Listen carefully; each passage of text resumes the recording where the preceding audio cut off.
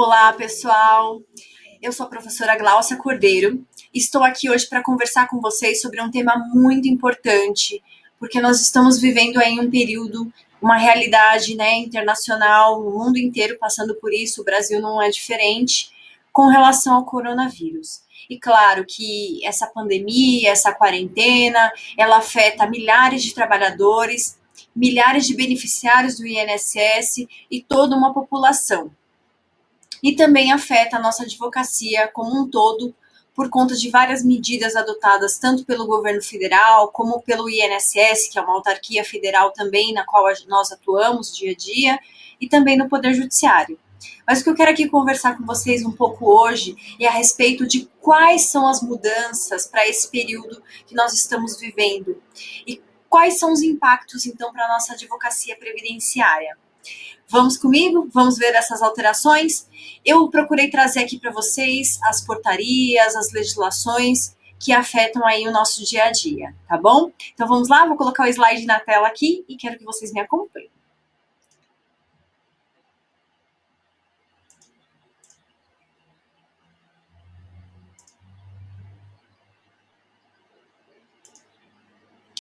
Muito bem, então. Então nós vamos conversar um pouquinho, mas antes eu quero me apresentar.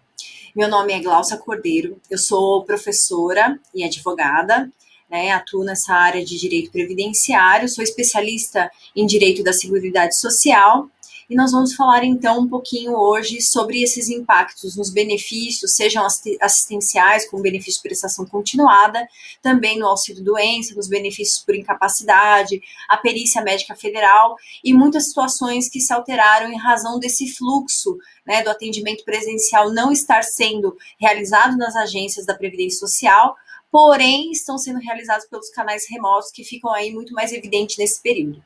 Então nós vamos conversar um pouquinho a respeito disso, e aí eu deixei aí para vocês as minhas redes sociais também.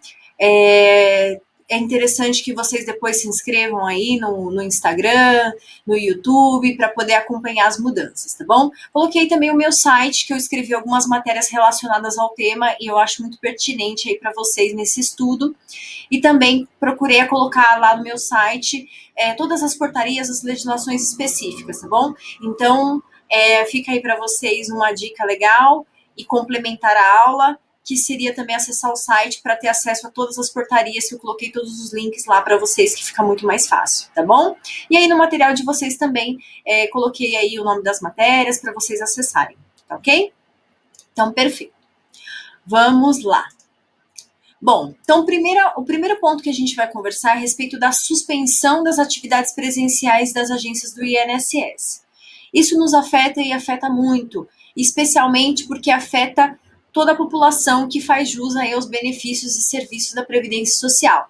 E nós, como estamos nessa linha de frente, atendendo os segurados e os cidadãos que buscam esses serviços, é muito comum que eles tenham dúvidas a respeito dos serviços, de como serão realizados, como procurar esses atendimentos, já que os atendimentos presenciais não estão garantidos, já que as agências também estão com suas portas fechadas, pelo menos a princípio aí até o dia 30 de abril, podendo se prorrogar mediante aí emissão de uma portaria, identificando que não foi sanado, pelo menos inicialmente, aí essa pandemia, necessidade de uma quarentena maior, de que as pessoas fiquem em casa e as agências permaneçam fechadas. Então, o primeiro ponto que a gente precisa entender é o seguinte: a agência do INSS, ela tem um público muito comum ao público que é alvo aí do coronavírus, o grupo de risco do coronavírus. Então, em razão disso, não tinha mesmo por que manter a agência da Previdência Social seu atendimento presencial, com milhares de pessoas vulneráveis ao coronavírus estarem juntos no mesmo ambiente, transmitindo e até mesmo sendo portadores desse vírus, até porque eles têm os sintomas muito mais agravados. Então, realmente, essa medida de fechamento das agências veio privilegiar o quê? O afastamento da população da rua, estando aí exposto diretamente a esse vírus, A gente sabe que o INSS tem como seu público-alvo pessoas que estão com doenças incapacitantes para o trabalho e pessoas também idosas ou até mesmo, né, mulheres que acabaram de ter o parto e vão buscar o salário maternidade. Então, realmente, são pessoas que estão aí no grupo de risco, certo? Então, em razão disso, o INSS suspendeu suas atividades, a princípio, até dia 30 do 4, né, 30 de abril. Então, até esse prazo, as agências estarão fechadas.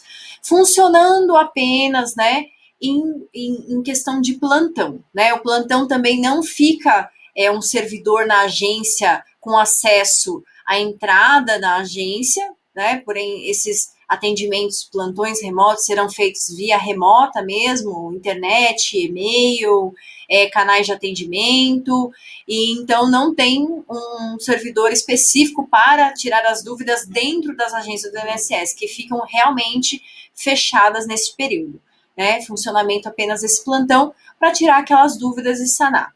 Pelas portarias, a previsão legal é que seja feito por telefone e canais remotos, tá bom? Sendo aí o principal canal remoto para tirar dúvidas, a central de teleatendimento, que é a 135. Então, a princípio, seria isso, tá bom? Aí, quais são as maiores dúvidas, né? A suspensão das atividades do INSS, a só suspensão das atividades relacionadas ao atendimento presencial.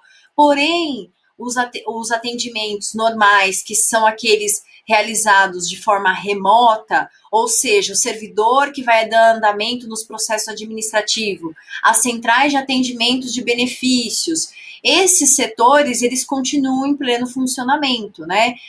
O trabalho está sendo exercido de forma remota, muitos trabalhadores estão exercendo a ferramenta do teletrabalho, né? Muitos já haviam determinações por portarias e já estavam exercendo esse trabalho em suas próprias casas, e esse sistema é ampliado, então, com relação a esse período do coronavírus. Então, mais trabalhadores trabalhando de forma distante, né? Isso há um ganho com relação ao andamento dos processos, dos despachos, as decisões administrativas, até porque o fluxo desse período seria realmente tentar atender aqueles processos que estão represados, que são mais de 2 milhões de processos aguardando uma decisão do INSS, né? Então, pessoas que estão aí nesse estado de calamidade pública que a gente se encontra, ainda sem ter os seus benefícios implantados. Então, também tem essa questão de atendimento desses benefícios que estão atrasados, estão dependendo aí de uma decisão do INSS, e essa será a prioridade de atendimento por esses servidores que estão trabalhando de forma remota. Tá? Então, seria acabar com essa fila, né? Sem contar aí que a gente tem uma questão de benefícios que foram concedidos pós a aprovação da emenda constitucional número 103 de 2019, que ainda aguardam o sistema serem desenvolvidos pela Dataprev para concederem os benefícios. Então, nós temos também essa questão desses benefícios que estão parados, enquanto os programas do INSS não estão preparados para que sejam decididos esses benefícios, né? Programas de cálculos e aqueles necessários para identificarem essas mudanças trazidas pela emenda constitucional número 103.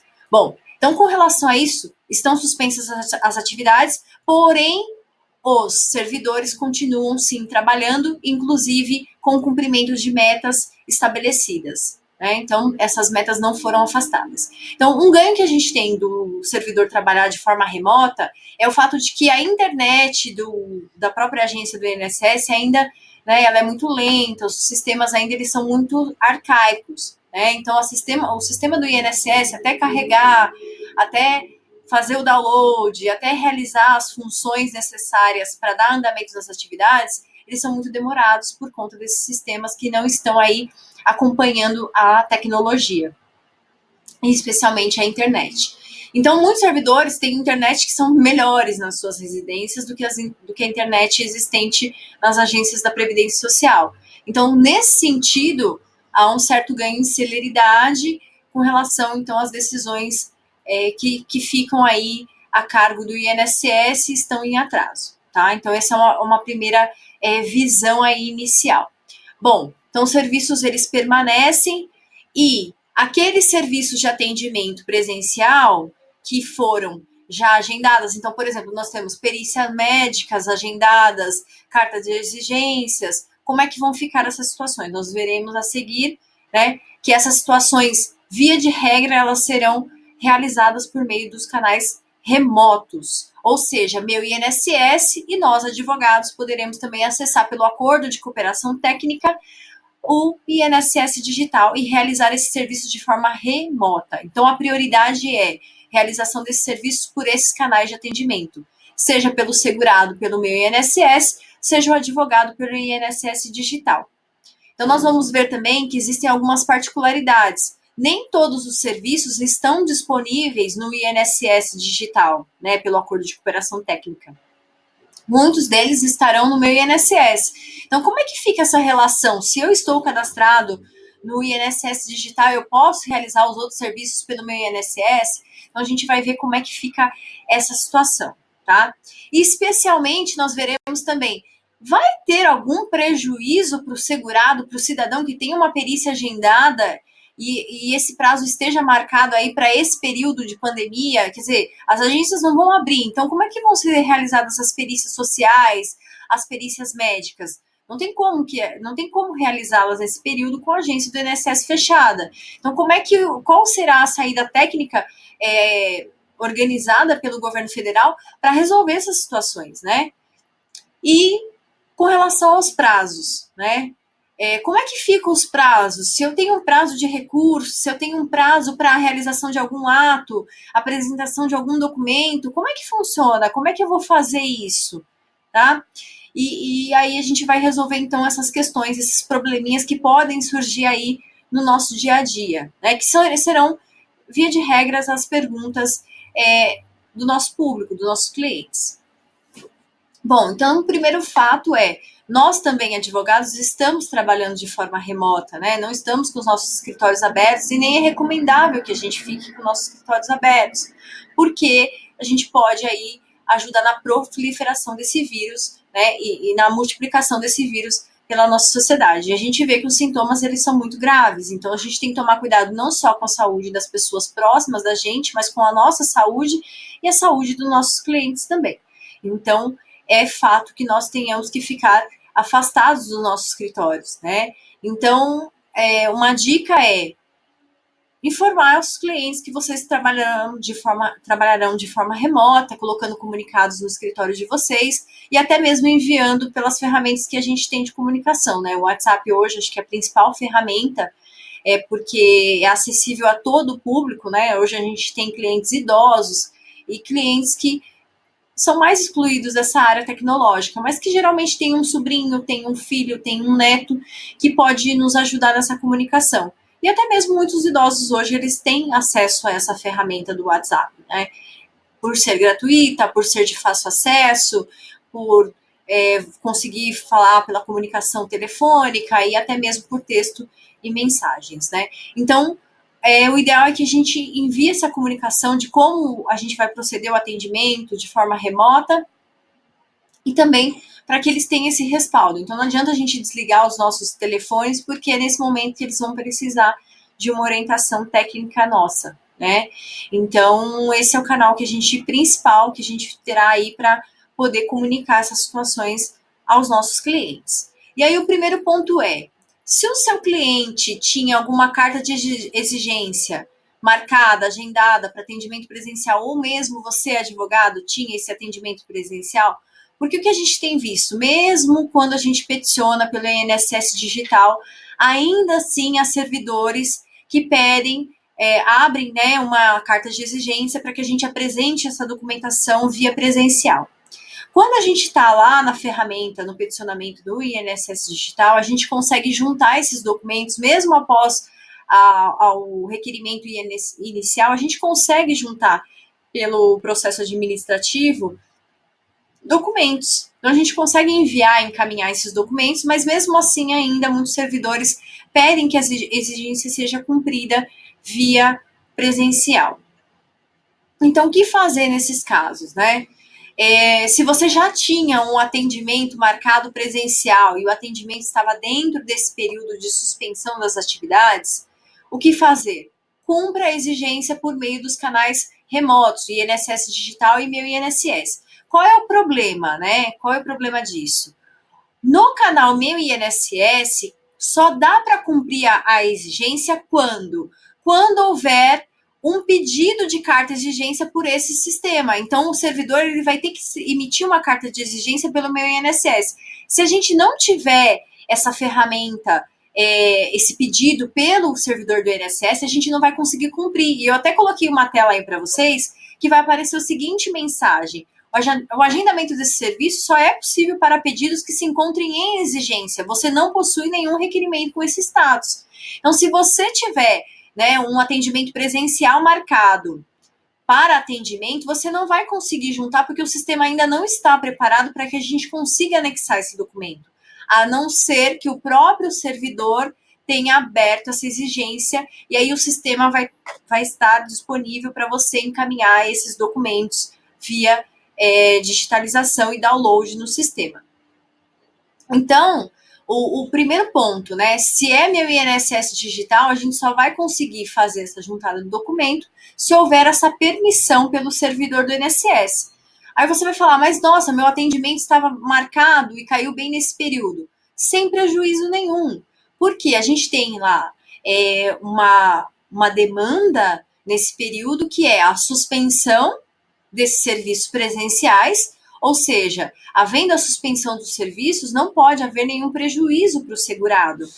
E ainda mais por quê? Porque existe a data de entrada do requerimento. Se você fez o agendamento e ele caiu dentro desse período de suspensão das atividades do INSS, considera-se que esse prazo está prorrogado, tudo bem? E vai ser prorrogado de que forma? Eu posso fazer o reagendamento dessa atividade? É uma dúvida que vai gerar aí em vocês quando surgir essas situações. Então, como que é feito o reagendamento? Eu consigo ligar no 135 agora e reagendar? Eu consigo entrar no site meu INSS e reagendar? Não é preciso reagendar agora. Então, nós temos duas situações. Consigo cumprir pelo sistema? Se consegue cumprir pelo sistema, cumpra pelo sistema. Se é INSS digital, tranquilamente você vai juntar o documento perfeitamente cumprida a exigência. Se é pelo meu INSS digital, só vou conseguir cumprir se a exigência for aberta por meio desse sistema. Se não foi aberta, o que acontece? Eu só vou reagendar isso após o prazo de retorno de atendimento presencial do INSS. Tudo bem? Então, não haverá prejuízo nenhum, ok? Se eu conseguir cumprir pelo sistema remoto, tranquilo, sem prejuízo. Se eu não conseguir cumprir, será considerado prorrogado e aí sim eu vou conseguir fazer o reagendamento só futuramente quando? Quando a agência do INSS retornar os seus atendimentos presenciais. Por que não adianta reagendar agora também? Pelo fato de que a gente não sabe se esse período será estendido, né? Por enquanto, nós temos a previsão até dia 30 de abril, podendo ser prorrogado esse prazo. Então, se eu agendar, ficar reagendando, não vai adiantar, porque eu não sei até quando vai perdurar esse sistema, né, de atendimento aí presencial suspenso. Então, esse é um fato que a gente vai ter que acompanhar passo a passo de como vai ser, né, se vão retornar as atividades ou não, e quando. Então, esse é um ponto também que a gente tem que observar, tudo bem? Bom, então falando aí desses serviços, né, o primeiro ponto a gente falou da carta de exigência, e os serviços que não constam nas plataformas digitais. Então, tem algum serviço que não está na plataforma, né, do INSS digital. Como é que eu faço? Não sou advogado, já tenho a minha inscrição feita no cadastro da OAB, para fins de atendimento do meu peticionamento de requerimentos pelo INSS digital, pelo meu certificado digital, com a minha senha, alguns serviços não estão disponíveis. Como é que eu faço? Posso fazer pelo meu INSS? A resposta é sim, tá? Só que tem um porém, gente, todos os serviços que estão disponíveis pelo INSS digital, façam pelo INSS digital para quem já está cadastrado, até porque existe uma previsão legal, né, do acordo de cooperação técnica que estabelece que os serviços, para quem já está cadastrado no INSS digital, que os serviços sejam realizados por essa ferramenta, tudo bem? Agora, eu vislumbrei que não existe aquele serviço, não está previsto ainda no acordo de cooperação técnica, não existe então a previsão legal, realizem pelo INSS, pelo meu INSS, tá certo? Então, o que for previsto lá no INSS Digital, peticiono pelo INSS Digital. O que não estiver previsto, eu posso fazer, então, pelo meu INSS. E essas alterações que foram promovidas, né, a um período curto de tempo agora, que foi implementado mais e mais serviços pelo meu INSS. A gente tem, então, o quê? Quase aí mais de 90 serviços realizados pelo INSS, de forma remota pelo meu INSS. Então, a maioria dos serviços já estão disponíveis pelo meu INSS digital e meu INSS, tá? Então, via de regra, a maioria dos serviços, gente, não tem suspensos os prazos permanecem, né? Então, a dúvida da maioria dos advogados é, como é que eu faço, tá, para suspenso os prazos? Então, não confundam com os prazos que estão suspensos no Poder Judiciário, né? No Poder Judiciário também a gente tem que lembrar só aqui um adendo, né? No Poder Judiciário os prazos também estão suspensos, porém, gente, os servidores continuam realizando as atividades e se a gente deixar também acumular esses prazos, qual o problema que a gente vai ter? Quando voltar, né, a correr os prazos, o que acontece? A gente vai ter uma gama muito grande de processos que a gente vai ter que dar andamento, recurso, contrarrazões e peticionar nesses processos. Então, também a gente tem que tomar cuidado, por quê? Para não acumular todos esses serviços, porque o Poder Judiciário continua também funcionando de forma remota. As sentenças estão sendo produzidas, os despachos também. Então, para que a gente não acumule serviço, é interessante também que a gente lembre dessa particularidade de continuar dando andamento nesses processos, nesse período de suspensão dos prazos. Agora, com relação ao INSS, os prazos, gente, eles não foram suspensos. Tudo aquilo que a gente conseguir cumprir de forma remota continua contando os prazos. Apenas aquelas situações em que há prejuízo, né? Uma perícia médica, um atendimento de carta de exigência, no qual o servidor exigiu ao cumprimento de forma presencial, os atendimentos presenciais que nossos clientes já agendaram, né, e nos procuraram nesse período. Isso tudo a gente tem como fazer de forma remota e não haverá prejuízo, tudo bem? Só considerar prorrogado, suspenso os prazos, aqueles que não forem efetivamente possíveis de realizar por meio dessas ferramentas, tá? Então, prazos permanecem ativos, a gente tem que continuar cumprindo os prazos. Então, se eu tenho um prazo de recurso, não tenho por que eu não protocolar esse recurso dentro do prazo, tá? Então, procurem fazer isso para que não haja prejuízo aí para os seus clientes, tá bom? Agora, aqueles prazos que não forem possíveis de cumprimento, aí sim a gente tem que adotar o seguinte posicionamento. Posteriormente, ao retorno às atividades do INSS, a gente consegue reagendar esses serviços, tudo bem? Sem qualquer prejuízo. E aí vem aquela questão da legislação aplicada a esse caso, né, concreto, a portaria 412 do INSS e da presidência do INSS estabeleceram, então, essa questão de suspensão caso não consiga ser cumprido, e também a gente tem aí, lembrando, né, uma resolução que é muito importante, que é a resolução 438 de 2014 do INSS.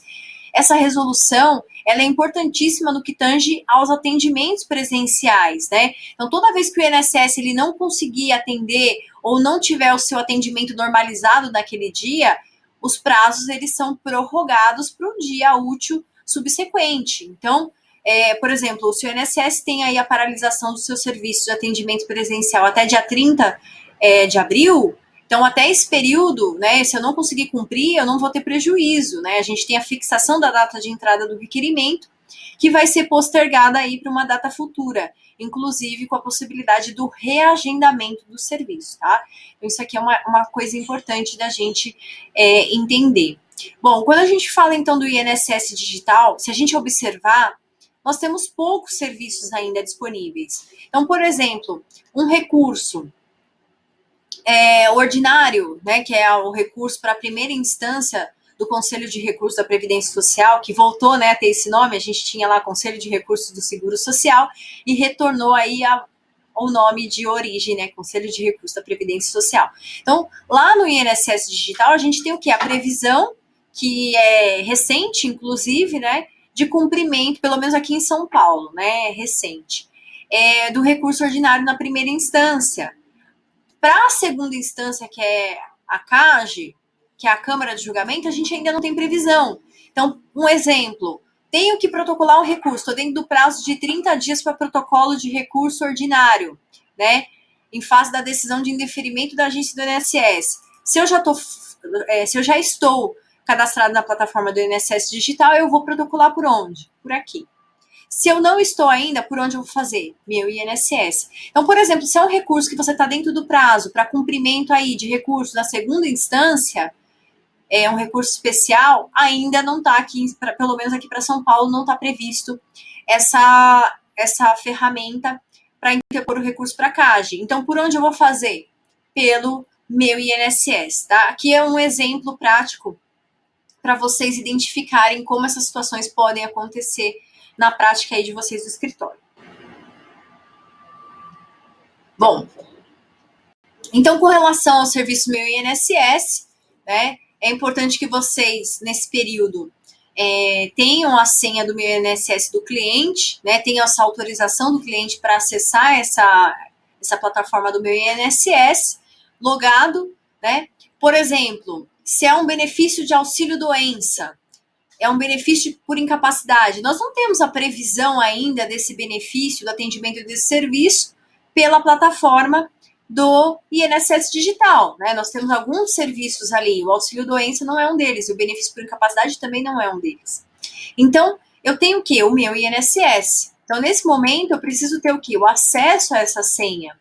Então, se é um atendimento inicial, se é uma prorrogação de benefício, que está ligada a uma perícia médica, nós teremos que fazer o quê? O agendamento pelo sistema. E aí, como é que fica? Né? Como é que fica essa situação se a perícia médica não vai atender nesse período de suspensão das atividades? Então, pela plataforma Meu INSS, a gente vai conseguir fazer esse requerimento inicial. Mas aí você pode estar se perguntando, bom, se está suspensa a atividade, eu tenho que fazer pelo canal remoto? É importante que vocês façam, gente, que vocês printem a tela. Por quê? Para garantia da data de entrada do requerimento, certo?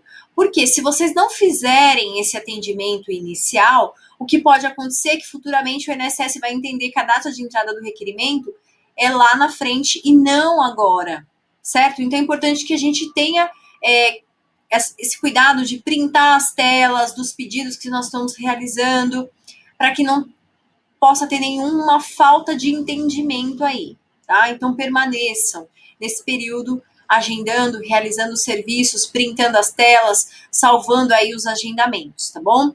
Porque esse agendamento inicial ele vai ser feito pelo sistema normalmente. Até porque, mesmo com a suspensão das perícias médicas, a gente tem uma seguinte particularidade: o sistema ainda não está apto a aceitar os documentos, né?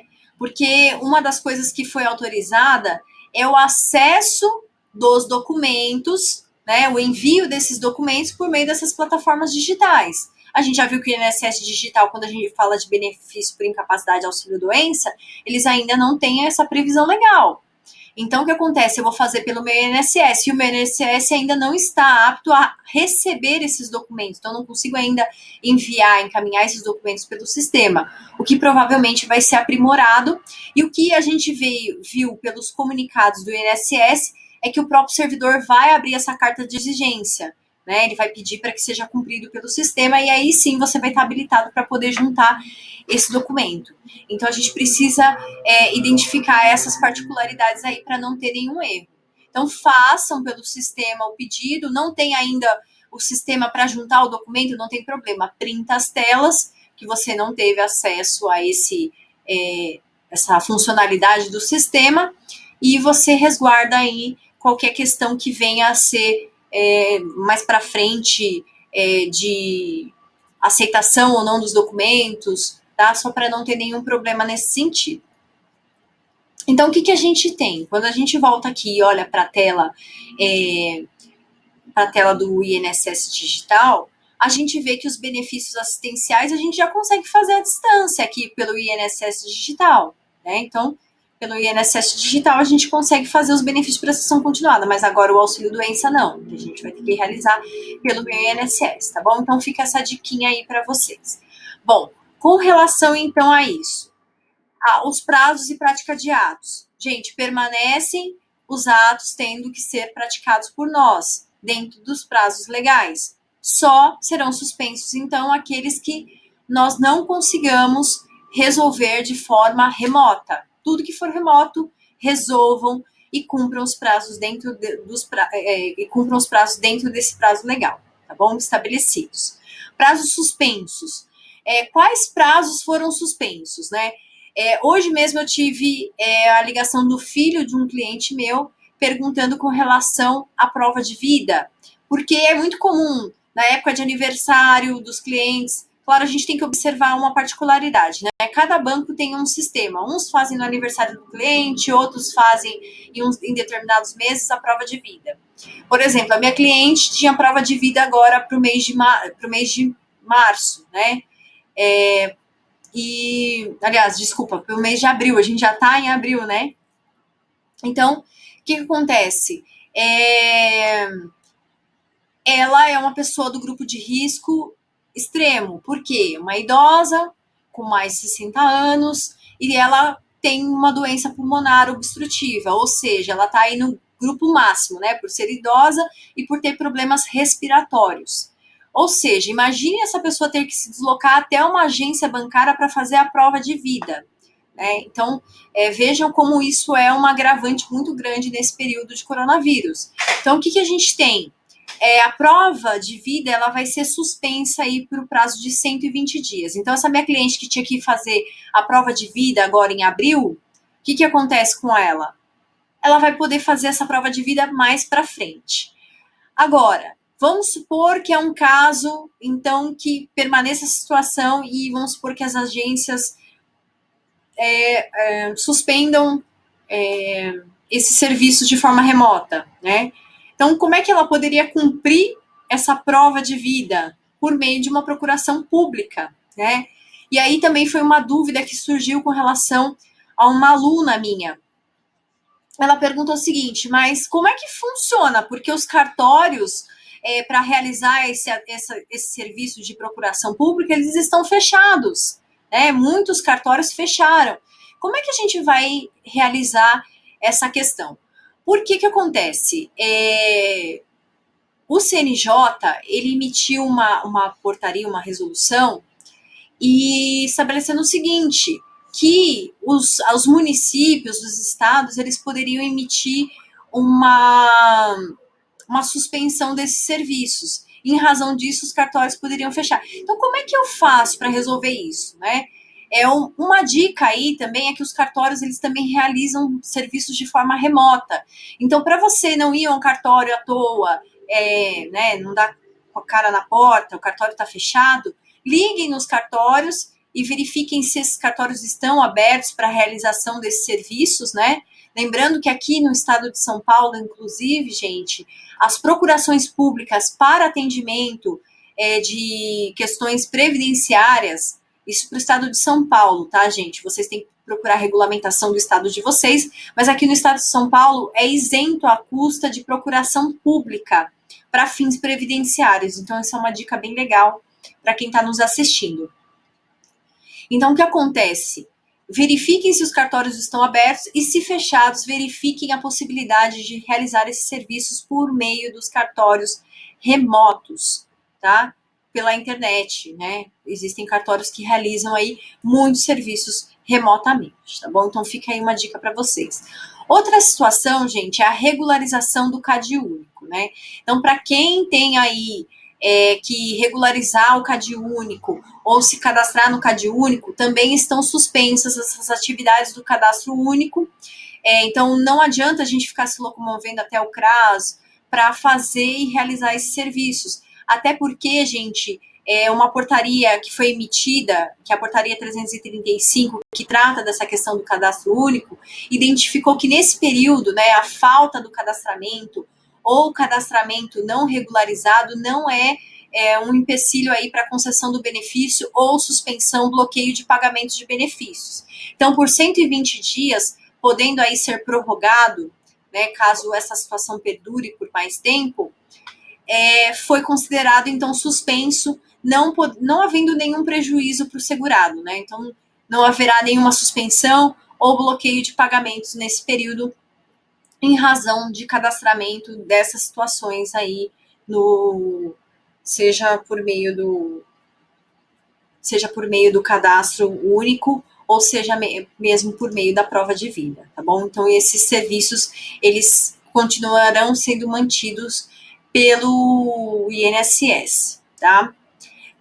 Bom, então, exigência, né, de questão de procuração pública. Essa procuração pública também, ela não precisará passar por um prévio cadastro, né, porque, via de regra, a procuração pública, ela tem que ser cadastrada no INSS para que ela seja validada pelas agências bancárias para recebimento dos benefícios. Então, também essas procurações, elas serão aceitas pelas unidades bancárias, pelas agências bancárias, pelas instituições, para recebimento do benefício por terceiros, né?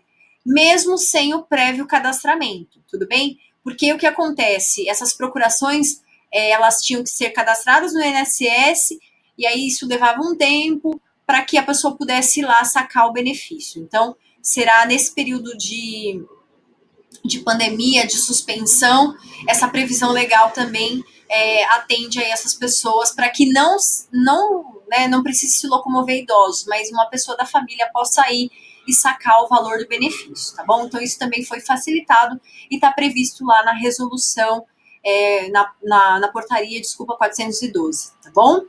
Bom, antecipação do pagamento. Então, a antecipação do pagamento para aquelas pessoas que estejam aguardando uma decisão de benefício de prestação continuada, também tem a previsão legal, que a gente está esperando aí a sanção presidencial para antecipação do pagamento para essas pessoas, né? Então, aquelas pessoas que não passaram por perícia médica, mas pediram um benefício de prestação continuada, elas terão aí a questão desse pagamento antecipado, ou seja, ao invés de receber o integral agora, elas vão ter antecipado esses R$600, né? Pelo menos essa é a previsão legal aí que a gente aguarda a sanção presidencial. Nós temos também a questão do aumento da renda per capita, né? Que saiu de 1/4 para inferior a 1/4 do salário mínimo para inferior à metade do salário mínimo. Então, uma questão que foi aprovada por lei recentemente e que também tem um adendo aí na MP 927, né, no projeto de lei, para poder ser suspenso isso para 2021. Tentaram tirar esse destaque, mas parece que não acabaram voltando atrás em colocar esse destaque por conta de que o projeto teria que retornar para a Câmara dos Deputados e isso traria um atraso aí na aprovação, né, por conta da emergência, né, que a gente está em um estado de calamidade pública. Isso foi retirado, então, de destaque, então, provavelmente, pode ser que isso passe, tá? Com relação também ao abono anual, né, o abono anual também, ele foi antecipado, então, a primeira parcela vai ser paga agora em abril e a segunda parcela em maio, então, metade, né, em cada período aqui, abril e maio, e esses pagamentos, eles serão proporcionais ao benefício. Então, por exemplo, quem teve benefício aí de auxílio-doença, auxílio-acidente, aposentadoria, por esse ano, terão aí antecipação desse abono anual, né? Para quem tem benefícios que são por tempo determinado, tempo temporário, receberão aí proporcionalmente ao período de recebimento do benefício, tá? Então, o abono anual também vai ser antecipado, é uma das medidas do governo federal para amenizar essa situação. Aí a gente tem uma particularidade. E quem está com auxílio-doença requerido, perícia médica marcada, como é que funciona as pessoas que adquirirem, né? Adquirirem não, né? Porque ninguém quer adquirir nada, né? Coronavírus. Mas para aquelas pessoas que forem infectadas pelo coronavírus, essas pessoas têm direito ao benefício, né? A gente fala muito, auxílio-doença, né? É um benefício que, embora chame auxílio-doença, ele não protege doença, ele protege uma incapacidade. E aí a gente se pergunta, né? Quem está com coronavírus está incapaz para o trabalho? Sim, gente, quem tem coronavírus está incapaz para o trabalho. Por quê? Essa pessoa, ela tem que ser retirada do convívio social, ela não pode frequentar o meio ambiente do trabalho. Inclusive, a gente tem o que? A proteção do meio ambiente do trabalho, porque essa pessoa ela pode transmitir para outras pessoas. Então, essa doença, por ela ser altamente contagiosa, sim, por mais que as pessoas não tenham aqueles sintomas agravados da doença, sim, é uma doença incapacitante, na qual a pessoa tem que ser afastada do seu trabalho, inicialmente por 14 dias, podendo, é claro, isso ser prorrogado. Depende de qual pessoa, de qual risco que essa pessoa está correndo. Aquelas pessoas que têm doenças que agravam hipertensão, diabetes, aquelas pessoas que têm problemas pulmonares, por exemplo, quem tem bronquite asmática, quem tem, né, como é o quadro de uma das minhas clientes, que tem, usa inclusive oxigênio, porque tem uma doença grave no pulmão, né, uma doença obstrutiva, pulmonar. Então, são pessoas que estão nesse grupo de risco muito grande. Ou seja, para elas, pode ser que o afastamento de suas atividades seja ainda maior, né? E aí, o governo falou, né, inclusive para a imprensa, que o benefício de auxílio-doença para aquelas pessoas que tenham, então, sido contagiadas pelo coronavírus, teriam pago seus benefícios pelo INSS, né? E aí o presidente do INSS também veio a público e falou o seguinte, que esses benefícios seriam estudados, porque teria que ser feito por meio de um projeto de lei, que esses benefícios seriam custeados os 15 primeiros dias pelo INSS, não para a empresa, né? Mas que isso seria feito mediante pagamento da empresa e compensação financeira, assim como é feito no salário maternidade, no qual a empresa paga o salário maternidade e depois ela compensa esses valores. Então, seria nesse sentido, né? A empresa pagaria e depois ela teria, então, como fazer essa compensação previdenciária. Pelo menos inicialmente seria essa previsão, mas que demanda aí de uma legislação específica para que seja feita a previsão legal e assim para que seja possível a implementação dessa maneira, conforme o governo anunciou, tá bom? Com relação à perícia médica, houve uma flexibilização da perícia médica por conta do quê? O atendimento presencial não é possível nesse momento, não é viável nesse momento por causa da transmissão do vírus, né? Dessa autotransmissão, desse alto potencial de transmissão que o vírus tem. Então, o que acontece? As perícias ficaram aí suspensas. Então, por exemplo, se o seu cliente tinha perícia marcada, que é o caso, por exemplo, do meu cliente. Meu cliente, até printei a tela aí para a gente simular um exemplo. O meu cliente tem uma perícia marcada para o dia 4 de maio, às 8h40 da manhã. Bom, e aí? Como que eu oriento esse cliente? O cliente ir à perícia, não ir à perícia? Aí a gente tem que pensar em duas hipóteses. A primeira hipótese é: a perícia do meu cliente está marcada até o dia 30 de abril?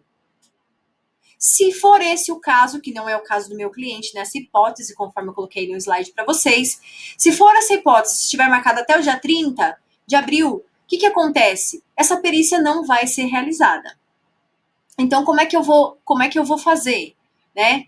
Bom, se a perícia foi marcada em razão de um pedido de prorrogação do benefício, o benefício vai ser considerado prorrogado automaticamente. Ou seja, se a perícia do meu cliente está marcada para o dia 4 de abril, para o dia 30 de abril, não sei. Ou, caso esse período venha a ser estendido de suspensão, o que acontece? Essa perícia está suspensa. Se for um pedido de prorrogação, o benefício será prorrogado automaticamente, a pessoa continuará recebendo até que ela venha passar por uma nova perícia, que será remarcada pelo INSS. Agora, se é o caso do meu cliente, a perícia dele é dia 4 de maio, o prazo da perícia dele está fora desse período de suspensão. Porém, a gente tem duas visões. Uma, o prazo pode ser estendido, e se for estendido, acontece o mesmo caso inicial que nós falamos. Agora, se o prazo não for estendido, qual a orientação? Que no dia 4 de maio ele deve comparecer à perícia. Mas isso, gente, é uma questão que, como é que eu estou orientando meus clientes? Estou orientando da seguinte forma: olha, como a sua perícia está marcada para uma data futura, que está fora desse prazo de suspensão das atividades do INSS, a gente vai ter que observar. Quando estiver mais próximo da data da sua perícia, eu vou ligar para o senhor e vou indicar se o senhor vai até a perícia realizar no atendimento presencial ou se essa perícia será remarcada, tudo bem? Então, esse é o posicionamento que eu estou passando para os meus clientes, tá bom? Então, a gente vai ter que identificar se essa perícia será remarcada ou se não. Então, nós falamos o seguinte: se é uma perícia de prorrogação, prorrogação automática se estiver dentro desse período de suspensão. Agora, se é uma perícia inicial, se for uma perícia inicial, nós vamos dar entrada pelo sistema do INSS para fim de resguardar a data de entrada do requerimento, e assim que for autorizado pelo sistema o cumprimento da carta de exigência para a juntada do documento ou o INSS implementar uma ferramenta para que a gente possa enviar os documentos serão enviados e encaminhados, então, de forma remota. Tá bom? Caso o servidor do INSS entenda remarcar isso para uma data futura, não vai ter prejuízo, vai ser reagendado e mantida a data de entrada do requerimento, tá bom? Então, esse posicionamento inicial é esse: que a perícia seja feita de forma indireta, por meio da juntada dos documentos, no qual o perito vai fazer a análise desses documentos e vai conceder ou não o benefício, tá? Então, esse é um panorama que nós vamos ter que aguardar, porque o sistema ainda não está aceitando os documentos. Se é prorrogação, mais fácil, porque a prorrogação é automática. Se não é prorrogação, é uma perícia inicial, seja um benefício de assistência social, um benefício de prestação continuada, ou seja, um auxílio-doença, ou um outro benefício por incapacidade. Então, fica dessa forma, tá bom? Isso é só para vocês entenderem, então, que houve essa flexibilização, porém, ainda a gente não sabe como vai ficar a forma de anexar esses documentos via sistema para que a perícia seja realizada de forma indireta, certo? Muito bem. Autenticação de documentos, gente, tomar cuidado nesse período, porque, via de regra, os clientes também vão encaminhar esses documentos para a gente via remota, via WhatsApp, via e-mail. Então, no momento de autenticar os documentos, cuidado, e os servidores também, nesse período, né, eles estão aí isentos de autenticar esses documentos, porque eles estão sendo encaminhados de forma remota. Havendo uma fundada dúvida, o servidor do INSS poderá fazer o quê? A solicitação por meio de carta de exigência para que esse documento seja apresentado futuramente, tá? Então, fundada a dúvida, futuramente o INSS pode sanar essas dificuldades por meio do atendimento presencial, que no momento não está permitido por conta dessa questão de suspensão das atividades, tá bom? Então, essa é a questão. Agora a gente vai falar um pouquinho para a gente finalizar aqui como é que fica a questão da calamidade pública, né? Essa questão emergencial. Como é que vão ficar as pessoas que estão em atividade informal? Como é que vai ficar, então, a questão das pessoas que estão aguardando uma decisão do INSS, né? Um benefício de prestação continuada. Então, nós já vimos que o benefício de prestação continuada vai poder haver o quê? Uma antecipação daqueles R$600 que foi previsto pelo governo, né? Que está aguardando a sanção presidencial, que, muito embora não tenha ainda sido sancionado, a previsão é que seja sancionado emergencialmente de uma forma bem rápida. O que o governo está verificando é a dotação orçamentária para que não haja nenhum prejuízo, né? Também a aprovação aí de projetos de emenda à Constituição para poder garantir esse orçamento também. Então, a gente tem várias particularidades, mas a previsão é que lá para o dia 16 de abril já comece a ser pago, então, essa questão dos benefícios, né, desse auxílio emergencial. E voltando um pouquinho, a gente tem a previsão legal no Decreto 3.048 de 99, que, inclusive, lá no artigo 169, prevê que, excepcionalmente, em caso de calamidade pública, pode ser por ato do governo, né, do Poder Executivo Federal, o INSS pode conceder, inclusive, benefícios, antecipar benefícios em razão dessa situação, que é o que está acontecendo agora no benefício de prestação continuada, né, que vem sendo aí promovida essa antecipação do valor. O governo também anunciou um auxílio emergencial. Esse auxílio emergencial, gente, ele está previsto aí no pagamento de R$600. E para quem vai ser atendido essa particularidade, né? Então, o valor é R$600, previsto aí por um período de 3 meses, né? Podendo ser prorrogado por igual período. A gente vai observar aí como vai ficar, né, esse estado de calamidade pública. Nós temos a previsão aí de que 2 pessoas por família vão poder receber, então o benefício pode ser garantido para a família até R$1.200, e mulheres que sustentam seus lares sozinhas também vão poder receber o valor dobrado, né? Então, ao invés de receber R$600, vão poder receber R$1.200. Ainda a gente não tem a previsão legal de como isso será provado, né? Como as mulheres que vivem sozinhas, como elas vão fazer essa prova dessa questão para receber os R$1.200, mas acredito que o governo vai pedir alguma documentação específica, né? Esse benefício vai ser garantido para quem é baixa renda, então a família pode receber até R$1.200, e no caso da mulher, ela pode receber R$1.200, né? Mulher que conduza a família de forma sozinha, sustente a família.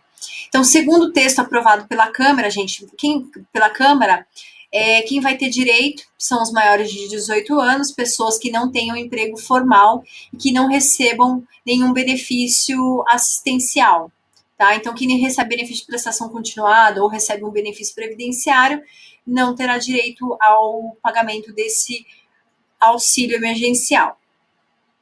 Algumas pessoas não podem receber esse benefício, né? Então, pessoas cuja renda mensal sejam superiores a 3 salários mínimos também não podem receber, ou que tenham renda per capita maior que meio salário mínimo, tá? Então, para o critério de baixa renda, foi estabelecido aí esse critério de renda per capita de meio salário mínimo, tá? E quem também não tenha recebido rendimentos tributáveis acima de R$ 28.559,70 em 2018. Então, essas pessoas não podem receber porque existe essa limitação.